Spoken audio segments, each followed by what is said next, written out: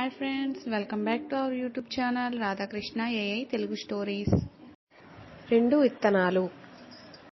ఒక విశాలమైన సారవంతమైన భూమిలో 2 చిన్న గింజలు పక్కపక్కనే మట్టిలో పడి ఉన్నాయి. ఒక గింజ భయంతో, మరో గింజ ఆశతో ఉన్నది. వసంత ఋతువు వచ్చినప్పుడు ఎండ మరియు తడి మబ్బులు వాటిని మొలకెత్తించమని ప్రేరేపించాయి. భయపడే గింజ, నేను పెరగాలని ప్రయత్నిస్తే నేనెక్కడ బలహీనమైపోతాను, నేనెక్కడ ఎండలో ఎండిపోతాను, ఏదైనా పురుగులు నన్ను తినేస్తాయేమో అని భయంతో భూమిలోనే ఉండిపోయింది, బయటికి రాలేదు. ధైర్యమైన గింజ అనుకుంది, ఇది నాకు పెరిగే అవకాశం. ప్రపంచం అపరిచితమైనా నేను ప్రయత్నించకపోతే అసలు నా శక్తి ఏమిటో ఎలా తెలుస్తుంది అని భూమిని చీల్చుకుని పైకి ఎదిగింది.